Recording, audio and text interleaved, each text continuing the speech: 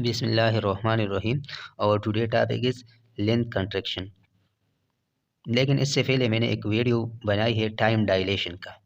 अब time dilation क्या है?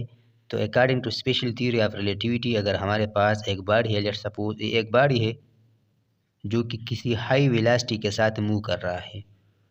अब according to special theory of relativity, इस बॉडी के लिए जो कि मूव कर रहा है किसी हाई वेलोसिटी के साथ, इसके लिए टाइम क्या होगा?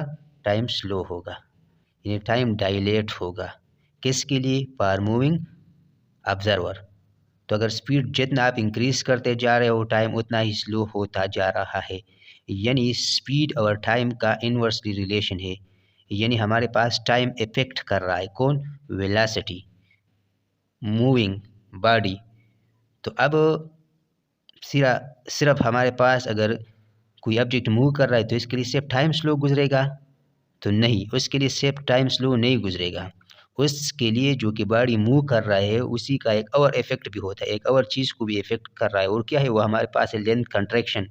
यानी जो ऑब्जेक्ट मूव कर रहा है किसी हाई वेलोसिटी के साथ, और दूसरा बंदा जो कि देख रहा है उस ऑब्जेक्ट को जो कि मूव कर रहा है हाई वेलोसिटी के साथ, तो वो ऑब्जेक्ट उस मूविंग ऑब्जेक्ट को जब देखता है तो ये ऑब्जर्व करता है कि इस मूविंग ऑब्जेक्ट का जो लेंथ है ये कंट्रैक्ट हो गया, यानी उसका लेंथ कम हुआ, यानी वो ऑब्जेक्ट श्रिंक हुआ।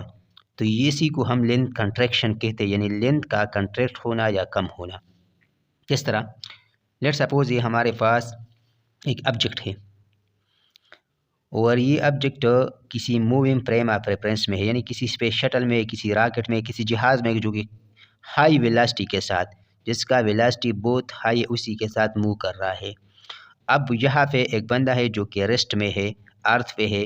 जब ये बंदा देखता है इसी ऑब्जेक्ट को, तो इस बंदे के लिहाज से जो कि अर्थ पे है, ये ऑब्जेक्ट उसको उसका लेंथ कम नज़र आता है। यानी ये बंदा ये महसूस कर रहा है कि ऑब्जेक्ट का लेंथ जो है ना ये कम हो गया, हालांकि इसका लेंथ वही है according to this object, this observer. क्योंकि ये ऑब्जर्वर और ये जो हमारे पास ऑब्जेक्ट है, इन दोनों का relative motion, relative speed zero है। यानी ये भी मूव कर रहा है उसी के साथ ये मूव कर रहा है, ये भी स्पेस शटल में है या जहाज़ में और ये भी है, तो इन दोनों का रिलेटिव मोशन ज़ीरो है। तो जो रिलेटिव मोशन ज़ीरो है तो फिर वो हमारे पास लेंथ पे कोई इफेक्ट नहीं पड़ेगा।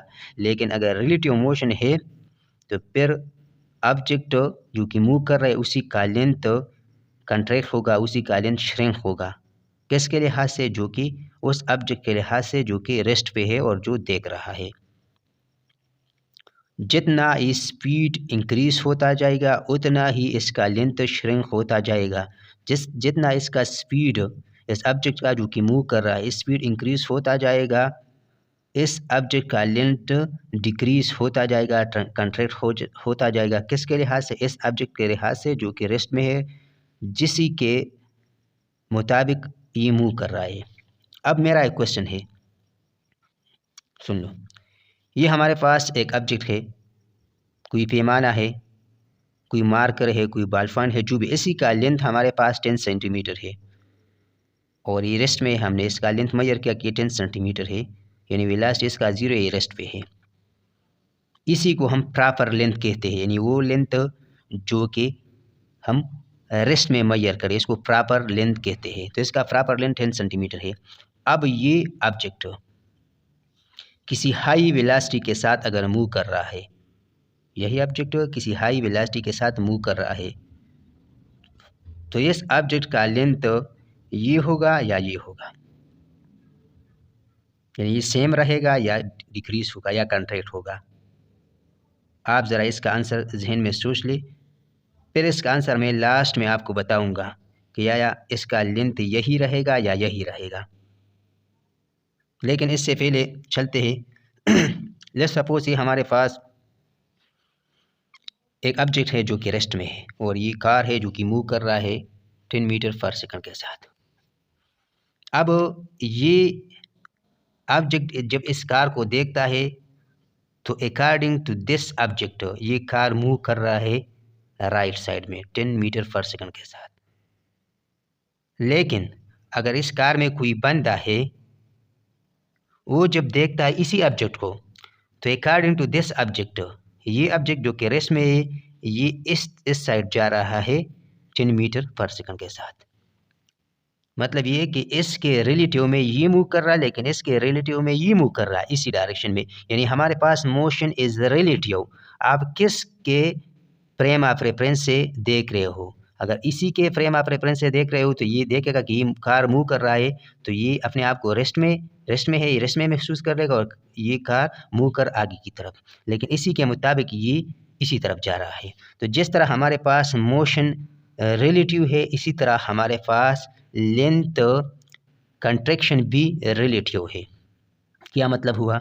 मतलब ये है कि आप लेंथ को देखते हो तो लेंथ आपके लिहाज से कंट्रैक्ट होगा, लेकिन किसी दूसरे के लिहाज से कंट्रैक्ट नहीं होगा, या उसी के लिहाज से, उसी के फ्रेम ऑफ रेफरेंस से वो कंट्रैक्ट होगा, कम होगा, लेकिन आपके लिहाज से कम नहीं होगा। वो डिपेंड करेगा कि आप कहाँ से देख रहे हो, आपका फ्रेम ऑफ रेफरेंस कौन सा है। तो इसी तरह हमारे पास लेंथ भी हमारे पास रिलेटिव है। किस तरह? सुन लो। ये हमारे पास एक ऑब्जेक्ट है, कोई स्पेस शटल है, कोई जहाज़ में है। इसका वेलोसिटी v है, नियरेस्ट में है, इसमें एक बंदा भी है, ये भी रेस्ट में है। अब ये ऑब्जेक्ट, ये बंदा जो कि अर्थ पे है, जब देखता है तो इसी का लेंथ मेजर करता है, इसका लेंथ इतना है। लेकिन अब जब ये स्पेस शटल किसी हाई वेलोसिटी के साथ मूव कर रहा है, जा रहा है, जब ये बंदा जो कि अर्थ पे है, जब ये देखता है तो अकॉर्डिंग टू दिस वन जो कि अर्थ पे है, ये स्पेस शटल श्रिंक हो गया, इसका लेंथ कम हो गया, यानी उसका लेंथ कंट्रैक्ट हो गया। क्यों? क्योंकि according to special theory of relativity, जिस तरह हमने ऊपर बता दिया कि आप अगर आपका स्पीड इंक्रीज होता है तो आपका लेंथ कंट्रैक्ट होता है। तो ये स्पेस शटल जा रहा है किसी हाई वेलोसिटी के साथ as comparable to speed of light, तो इसका लेंथ डिक्रीज होगा। ये बंदा ये देखेगा कि ये श्रिंक हो गया, इसका लेंथ कंट्रैक्ट हो गया। इसी तरह ये बंदा भी कंट्रैक्ट हो गया, श्रिंक हो गया। लेकिन अब जिस तरह कहते हैं ना कि जो ताली एक हाथ से नहीं बजती, तो इसी तरह ये देख रहा है ये बंदा, लेकिन हमारे पास मोशन तो रिलेटिव है, जिस तरह इस केस में हमने बता दिया। यानी अगर ये देखता है कि ये मूव कर रहा है, लेकिन ये देखता है कि ये मूव कर रहा है, इसी तरह ये बंदा जब देखता है कि ये मूव कर रहा है, लेकिन जब ये बंदा देखता है तो उसी के मुताबिक ये अर्थ इस साइड पे मूव रहा है। किस तरह? But according to relativity motion is relative. हमारे पास मोशन तो रिलेटिव है, मतलब मोशन हमारे पास एब्सोल्यूट नहीं है कि बस एक तरफ से चलता है। नहीं, आप कहाँ से देख रहे हो उसी के मुताबिक आप फैसला कर लोगे। अब लेट सपोज ये बंदा जो कि अर्थ पे है, रेस्ट हालत में है, और ये स्पेस शटल जो कि वेलोसिटी के साथ जा रहा है, जिस तरह यहाँ पे जा रहा था किसी हाई वेलोसिटी के साथ इस डायरेक्शन में। जब ये बंदा जो कि स्पेस शटल में है, जब ये देखता है ज़मीन की तरफ, तो ये महसूस कर लेगा कि मैं रेस्ट में हूँ, लेकिन ये जो ज़मीन है ये इसी तरह जा रहा है। तो इसी ऑब्जर्वर के लिहाज से ये ज़मीन श्रिंक हो गया, ये बंदा श्रिंक हो गया, इसका लेंथ कंट्रैक्ट हो गया। तो मतलब ये कि हमारे पास लेंथ कंट्रैक्शन भी रिलेटिव है, वो डिपेंड कर लेगा कि आप कहाँ से देखते हो। ये बात तो क्लियर है कि कोई ऑब्जेक्ट मूव कर रहा है तो उसका लेंथ डिक्रीज होगा, लेकिन आप कहाँ से देखते हो। आप अब ये बंदा जो कि इसी में है और मूव कर रहा है किसी हाई वेलोसिटी के साथ, तो ये बंदा देखता है कि ये जिस फ्रेम ऑफ रेफरेंस में, जिस स्पेस शटल में है, इसी का लेंथ वही रहेगा क्योंकि ये उसी के साथ है, लेकिन ये श्रिंक हो गया। तो इसी तरह जो मैंने क्वेश्चन पूछा था कि इसका लेंथ यही होगा या यही होगा, तो अब ये भी हो सकता है और ये भी हो सकता है। किस तरह? अगर ये बंदा जो कि उसी फ्रेम ऑफ रेफरेंस में है और उसी के साथ जा रहा है किसी हाई वेलोसिटी के साथ, तो उसका इफ़ेक्ट वही होगा, उसका लेंथ वो मेजर करे कि मेरा लेंथ या स्पेस शटल का लेंथ वही है। लेकिन अगर कोई दूसरा देखता है तो वो यही इफ़ेक्ट महसूस करे कि इसका लेंथ श्रिंक हो गया। तो ये इसका लेंथ 10 सेंटीमीटर हो सकता है अगर ये अपना इसका लेंथ खुद मेजर करे। मतलब ये है कि इसी के साथ लेट सपोज कोई ऑब्जर्वर है जो कि इसके साथ मूव कर रहा है, वो इसी को देखता है तो इसका लेंथ यही होगा। लेकिन दूसरा ऑब्जर्वर जो कि रेस्ट में है, वो अगर इसको देखता है तो इसका लेंथ यही होगा, यानी कंट्रैक्ट होगा। यानी ये डिफेंड कर लेगा कि आप कहाँ से देखते हो, उसी फ्रेम ऑफ रेफरेंस में से देख रहे हो, जिसी में आप हो, जिसके साथ आप मूव कर रहे हो, तो फिर उसके लिए यही होगा, उसके लिए वो चेंज नहीं होगा। लेकिन दूसरे जहाँ से आप देखते हो तो उसी के मुताबिक फिर यही होगा। अब ये हमारे पास किस तरह होता है, जिस तरह लेट सपोज ये हमारे पास ये एक लाइट सोर्स है जो कि लाइट इमिट कर रहा है, ये भी लाइट सोर्स है जो कि लाइट इमिट कर रहा है।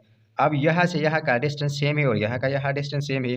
जब यहाँ से लाइट ब्लिंक होती है तो वो यहाँ तक सेम टाइम में पहुँचती है, तो यहाँ से भी सेम टाइम में पहुँचती है। मतलब लाइट जब यहाँ से निकलती है तो यहाँ तक पहुँचती है और यहाँ से निकलती है यहाँ तक एक ही टाइम पे, तो यहाँ वो स्ट्राइक करती है, ब्लिंकिंग होता है यहाँ। अब ये तो रेस्ट में है, लेकिन जब लेट्स सपोज ये हमारे पास मूव कर रहा है, ये सेटअप, तो फिर जब मूव कर रहा है अब वेलोसिटी किस डायरेक्शन में, इसी डायरेक्शन में। तो ये बात ज़रा बहुत इंपॉर्टेंट है।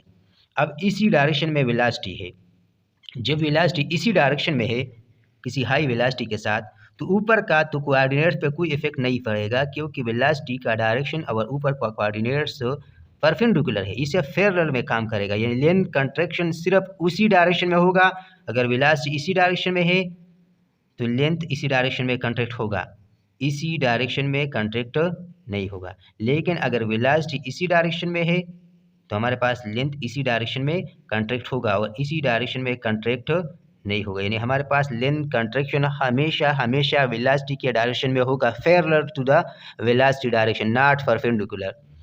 तो अब यहाँ पे जब हाई वेलोसिटी के साथ जाएगा तो ये लेंथ कंट्रैक्ट होगा, इसी यहाँ जब ब्लिंक करेगा तो यहाँ और यहाँ सेम टाइम पे पहुँचेगा यहाँ, लेकिन यहाँ इसका डिस्टेंस ज़्यादा है और यहाँ डिस्टेंस कम है।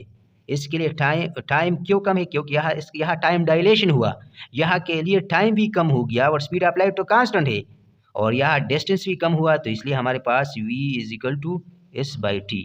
तो यहाँ टाइम भी डायलेट हो गया और लेंथ भी कंट्रैक्ट हो गया। तो second postulate speed of light वो कांस्टेंट हुआ। तो मतलब ये है कि हमारे पास जो लेंथ कंट्रैक्शन है और टाइम डायलेशन, ये दोनों second postulate in speed of light is constant for our observer, यही को प्रूव करता है। ये टाइम डायलेशन और लेंथ कंट्रैक्शन वहाँ से निकला है। तो मतलब ये कि हमारे पास जो लेंथ कंट्रैक्शन है वो हमारे पास रिलेटिव है।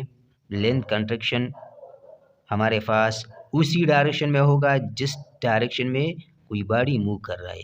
अब ये ऑब्जेक्टिव इस डायरेक्शन में मूव कर रहा है तो इसका लेंथ कंट्रैक्ट होगा, श्रिंक होगा इसी डायरेक्शन में, लेकिन इसका जो लेंथ है इसी तरह, मतलब ये कि इसी तरह हमारे पास होगा, जस्ट इसका जो लेंथ है वो श्रिंक होगा लेकिन उसका वेट है वो उसी तरह होगा। क्यों? क्योंकि परपेंडिकुलर डायरेक्शन में उसका इफेक्ट नहीं होता, उसी का जो वेट है कितना चौड़ा है वो उतना ही रहेगा। जस्ट इसी डायरेक्शन में ये जा रहा है तो इसी का जो लेंथ है इसी डायरेक्शन में श्रिंक हो जाएगा। उम्मीद करता हूँ ये वीडियो आपको पसंद आई होगी। फिर भी कोई कन्फ्यूजन है, कोई मिसकंसेप्शन है, कोई क्वेश्चन हो तो प्लीज़ आप कमेंट्स में पूछ सकते हैं। वीडियो को लाइक करें, शेयर करें, चैनल को सब्सक्राइब करें ताकि ये वीडियो फैल जाए यूट्यूब पे। Thank you.